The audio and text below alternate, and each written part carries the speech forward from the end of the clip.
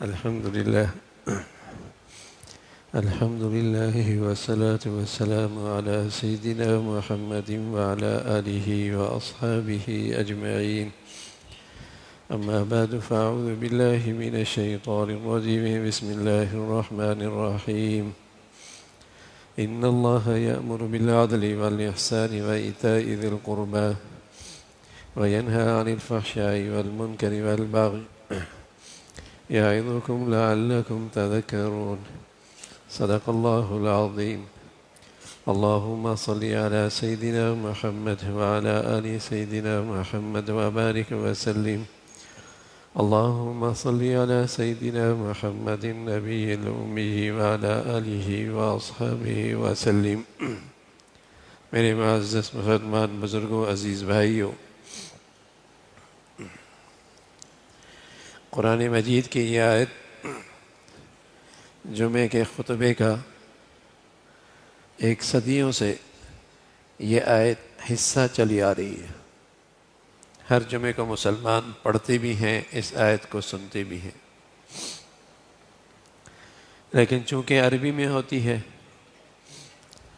اور عام طور پہ اس کا مفہوم ذہنوں میں نہیں آتا، ورنہ پورے ملت اسلامیہ، عالم اسلام میں عام طور پہ یہ مسلمان جمعے کے خطبے میں اس آیت کی تلاوت کو سنتے بھی ہیں، پڑھتے بھی ہیں. ان اللہ یأمر بالعدل والاحسان وایتاء ذی القربی وینہی عن الفحشاء والمنکر والبغی. یہ ایک پوری زندگی کا دستور ہے، اسلامی زندگی کا ایک منشور ہے، اسلامی معاشرے اور سوسائٹی کے لیے ایک ضابطۂ حیات ہے. اس میں جو سب سے پہلی چیز ہے کہ اللہ تمہیں عدل کا حکم دیتے ہیں. ان اللہ یأمر بالعدل، اللہ تعالی تمہیں عدل و انصاف کا حکم دیتے ہیں. جب زندگی میں اور معاشرے میں اور سوسائٹی میں اور قومی سطح پہ اور عالمی سطح پہ فیصلے ایمان اور اسلام کی بنیاد بھی ہوا کرتے تھے، تو دنیا میں عدل کا رواج تھا.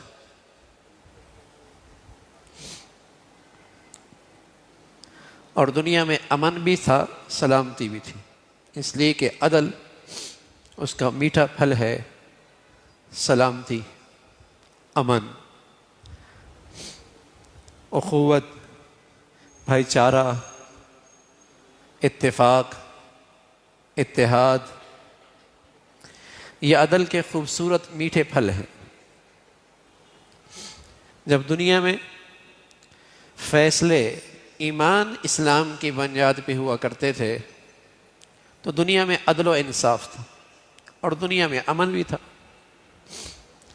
اور وہ امن صرف مسلمانوں کے لیے نہیں تھا، ہر ایک انسان کے لیے تھا، اس لیے کہ عدل بھی ہر ایک انسان کے لیے اپنا ہے، بیگانہ ہے. بلکہ اللہ کا کلام تو کہتا ہے کہ لا یجرمنکم شنآن قوم علی الا تعدلوا.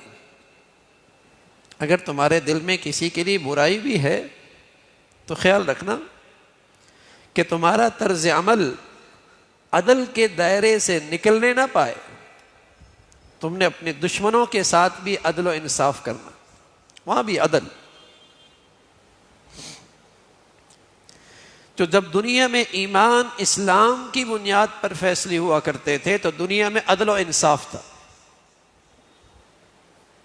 اور پھر دنیا میں امن بھی تھا، سلامتی بھی تھی، اتفاق بھی تھا، اتحاد بھی تھا.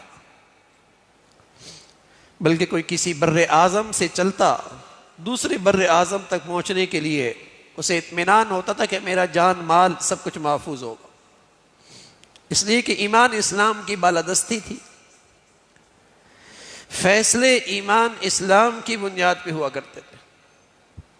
لیکن اگر فیصلے اغراض کی بنیاد پر ہوں، مفاد کی بنیاد پر ہوں، لسانیت کی بنیاد پر ہوں، قومیت کی بنیاد پر ہوں، وطنیت کی بنیاد پر ہوں، اغراض کی بنیاد پر ہوں، تو مفادات کی بنیاد پر تو فیصلے اگر گھر پر بھی ہوں تو گھر میں بھی امن نہیں رہ سکتا، وہاں بھی سلامتی نہیں رہتی۔ اگر گھر کے اندر بھی فیصلے ذاتیات کی بنیاد پر ہوں تو وہاں عدل کا فیصلہ نہیں ہوگا، وہ نا انصافی ہوگی، اور جب نا انصافی ہوگی تو اس گھر میں بھی امن اور سلامتی نہیں رہے گی۔ اگر آج پوری دنیا فساد زدہ ہے اور ہر طرف فساد ہی فساد ہے، بدامنی ہی بدامنی ہے، انتشار ہی انتشار ہے، تو اس کی بنیادی وجہ آج دنیا کے فیصلوں میں عدل نہیں ہے، انصاف نہیں۔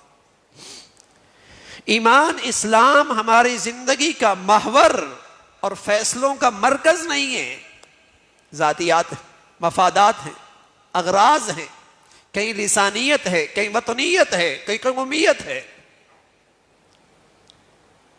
اور جس کی سزا یہ ہے کہ دنیا امن سے محروم ہے، سلامتی سے محروم ہے، اس سے محروم ہو۔ جب فیصلے امن کی بنیاد پر ہو، مزاج بن گیا نا، ایک عام مزاج ہے، یہ گھروں کے اندر بھی ہے، معاشرے کے اندر بھی ہے، سوسائٹی کے اندر بھی ہے، اور یہ بالاتر طبقے کے اندر بھی ایک مزاج ہے کہ اس کے اندر سمجھنے کی، سوچنے کی اور سننے کی صلاحیت نہیں ہے، بلکہ وہ صرف یسر سننا چاہتا ہے، جی سننا چاہتا ہے، زبردست سننا چاہتا ہے، زندہ باد سننا چاہتا ہے، سوچنا سمجھنا، کسی کا سننا نہ۔ میں عرض کر رہا ہوں اگر یہ مزاج کسی فیکٹری میں آ جائے، کسی کارخانے میں آ جائے کہ وہ سوچتا بھی نہیں ہے، سمجھتا بھی نہیں ہے، کسی کی سنتا بھی نہیں ہے، صرف وہ یہ کہتا ہے جو میں کہہ رہا ہوں وہ صحیح ہے، بس یسر کہو، جی کہو، زندہ باد کہہ دو بس میری بات پر، تو بتائیے وہ فیکٹری نہیں چل سکتی تو ملک کیسے چلے گا؟ دنیا کیسی امن کا گہوارہ بن سکتی؟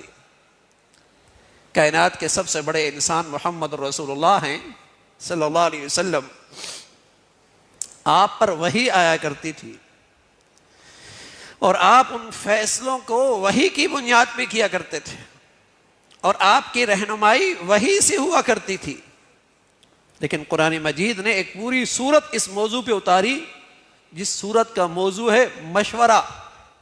سنو، کسی اور کی بھی سن لو، کسی اور کی بھی رائے اچھی ہو سکتی ہے، اپنے فیصلوں میں کسی اور کو بھی شامل کر لو، پوری سورت کا نام مشورہ ہے۔ وَأَمْرُهُمْ شُورَىٰ بَيْنَهُمْ، مشورہ، رائے لے لو۔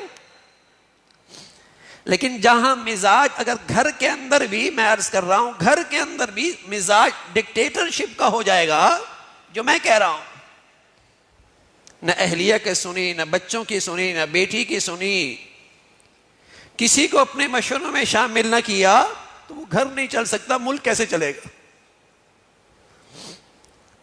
ملک کے نظام میں کیسے امن آ سکتا ہے؟ پھر یہ بدقسمتی ہے، یہ المیہ ہے اس وقت دنیا کا،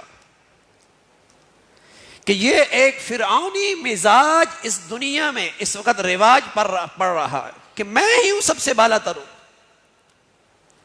اور جب وہ یہ کہتا ہے کہ میں ہوں تو اس کو بہت سارے چاپلوس بھی مل جاتے ہیں، ہاں آپ ہی سب کچھ ہے۔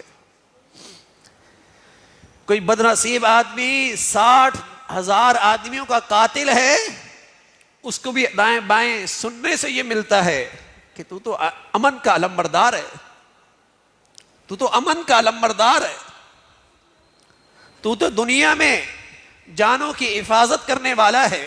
یہ بدقسمتی ہے، یہ اس پوری دنیا کی بدقسمتی ہے کہ اس سے دنیا میں امن نہیں آ سکتا۔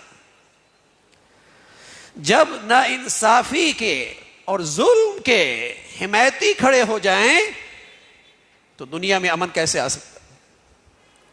تو جب دنیا میں فیصلوں کی بنیاد ایمان ہوا کرتا تھا، اسلام ہوا کرتا تھا، تو دنیا میں عدل و انصاف کا بول بالا تھا، اور جہاں عدل و انصاف وہاں امن اور سلامتی، وہاں امن اور سلامتی۔ ایک چھوٹے سے خاندان میں، ایک چھوٹے سے گھر میں اگر انصاف نہ ہو تو وہ گھر نہیں چل سکتا، وہ خاندان اکٹھے ہو کے زندگی نہیں گزار سکتا۔ نا انصافی کے ساتھ کہاں گھر چلتا ہے؟ تو نا انصافی کے ساتھ دنیا چلے، امن کے ساتھ ملک چلے عدل کے انصاف کے ساتھ، کیسے ممکن ہے؟ تو میرے عزیزو، ہم تو خوش نصیب تھے کہ اللہ نے ہمیں اسلام جیسی زندگی دی تھی جس کا مرکزی موضوع ہی عدل ہے۔ بلکہ آپ یوں کہیں، کوئی آپ سے یہ پوچھنا چاہے کہ اسلام ہے کیا، اور میرے پاس وقت بہت تھوڑا ہے، میں چاہتا ہوں کہ آپ مجھے مختصر الفاظ میں اسلام کا تعارف کرا دیں، تو ہم کہہ سکتے ہیں اسلام نام ہی عدل کا ہے۔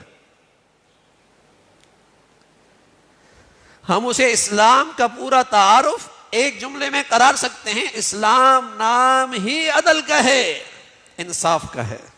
اگر اس کو آپ دو خانوں میں تقسیم کریں تو یوں کہہ سکتے ہیں اسلام نام ہے انصاف کا، کہ اللہ کے حق میں بھی انصاف کرو، مخلوق کے حق میں بھی انصاف کرو۔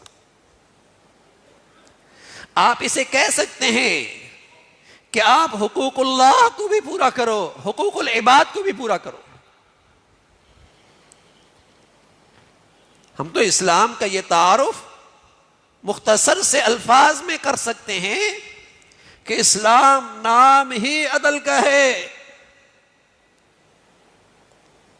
عدل سے امن ہے، عدل سے سلامتی ہے، لیکن وہ عدل من چاہی نہیں، وہ انصاف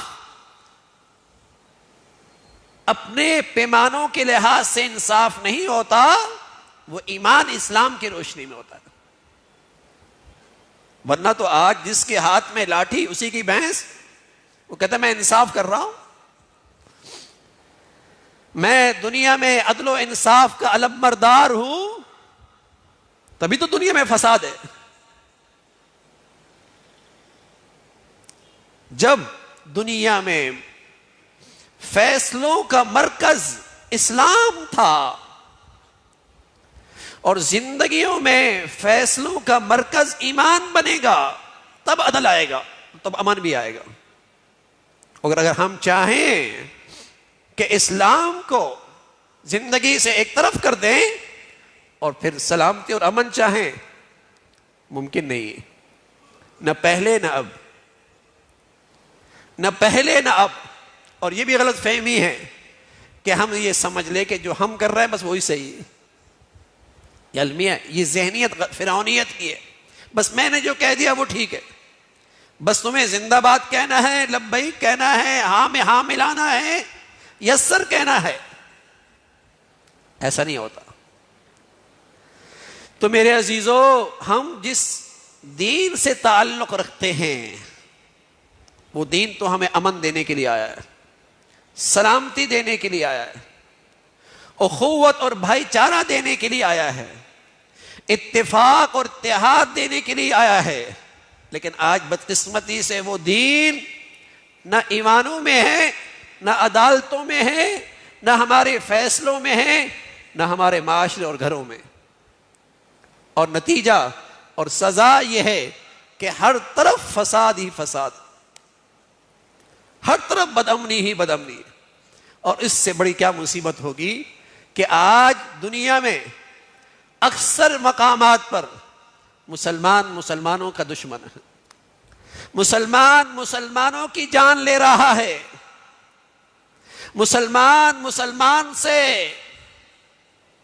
مد مقابل ہے، اسلام کو چھوڑ دیا، ایمان وہ زندگیوں میں نہ رہا، وہ اسلام ہمارے فیصلوں کا محور اور مرکز میں رہا۔ اس سے یہ مصیبتیں آئی ہوئی ہیں۔ اس لیے یہ عذاب آئے ہوئی ہے۔ تو میرے عزیزو، اللہ تعالیٰ نے ہمیں جس دین سے نسبت عطا فرمائی ہے اس کا ایک بڑا موضوع ہے اپنی زندگیوں میں عدل و انصاف لے کے آؤ۔ اگر سلامتی چاہیے تو، اور اپنی نجی زندگی میں، اپنی ذاتی زندگی کے اندر بھی انصاف۔ ایک شخص آیا حضور علیہ الصلوۃ والسلام کی خدمت میں، کہنے لگا یا رسول اللہ احب ان اکون اعدل الناس، میں سب سے زیادہ انصاف کی زندگی گزارنا چاہتا ہوں، میں سب سے زیادہ انصاف کی زندگی گزارنا چاہتا ہوں۔ آپ علیہ الصلوۃ والسلام نے اس کا معیار، اس کا پیمانہ، اس کا جو ترازو دیا ہے وہ یہ ہے، احب للناس ما تحب لنفسک تکن اعدل الناس، جو تم اپنے لیے پسند کرتے ہو وہی اپنے دوسرے بھائی کے لیے پسند کر لو، یہ انصاف، یہ انصاف۔ جو اپنے لیے ہم پسند کرتے ہیں، جو رویہ، جو بول، جو طرز عمل جو اپنے لیے پسند ہے، بتائیے ہم دوسروں کے لیے بھی وہی طرز عمل، وہ رویہ، وہ زبان، وہ طریقہ کار، وہ انداز اختیار کرتے ہیں؟ تو جب ہم ظلم کے راستے پہ چلیں گے تو ظلم کے ساتھ تو امن نہیں ہے نا بھائی، میں عرض کر رہا ہوں گھر اور معاشرے میں امن نہیں ہے۔ عدل کہ یہ دیکھیے کہ یہ رویہ اگر کوئی میرے ساتھ اپنائے تو مجھے کیسے لگے گا، جب برا لگے گا تو تم دوسروں کے لیے بھی مت کہو نا یہ رویہ، یہ ناانصافی ہے، یہ ظلم ہے۔ تو میرے عزیزو، جس دین سے ہمیں نسبت ہے اور جس دین کے ہم پیروکار ہیں، اس کا تو منشور ہی عدل سے شروع ہوتا ہے، اس کا تو دستور کا آغاز ہی عدل سے ہے، اس میں تو ضابطۂ زندگی ہی عدل سے شروع ہوتی ہے۔ انصاف کیجیے، اور انصاف کے ساتھ امن ہے، اور انصاف کے ساتھ سلامتی ہے، اور ظالموں کا انجام آج نہیں تو کل ضرور دنیا دیکھا کرتی، دیر سویر ہوا کرتی، دیر سویر ہوا کرتی ہے، لیکن ظالم اللہ کی پکڑ سے نہیں بچ سکتے۔ ہاں، دنیا میں کہیں بھی ظلم ہوگا، اللہ کہہ رہا ہے وَلَا تَحْسَبَنَّ اللَّهَ غَافِلًا عَمَّا يَعْمَلُ الظَّالِمُونَ، ظالم کیا سمجھتے ہیں ہم انہیں نہیں دیکھ رہے، کیا ہم ان سے بے خبر ہیں؟ نا، وہ تو اللہ کا ایک نظام ہے، وہ کیسے پکڑ کرتا ہے، اور اللہ ان ظالموں کو دنیا میں جو سب سے بڑی سزا دیتے ہیں، ان ظالموں کو اس دنیا میں جو اللہ کی طرف سے سب سے بڑی سزا آتی ہے وہ یہ آتی ہے کہ بغیر ایمان کے اور بغیر اسلام کے دنیا سے چلے جاتے ہیں، اس سے بڑی سزا اس دنیا میں کوئی نہیں۔ تو ظالموں کو پکڑ ہے اللہ کی، لیکن میرے عزیزو، اگر ہم اسلام سے سچی وابستگی چاہتے ہیں تو پھر ہماری زندگیوں میں اپنوں کے ساتھ، بیگانوں کے ساتھ، ہر ایک کے ساتھ عدل و انصاف کی زندگی نظر آئے۔ اللہ تعالیٰ بھائی ایسی مبارک زندگی ہم سب کو عطا فرمائے۔ وآخر دعوانا ان الحمد للہ رب العالمین۔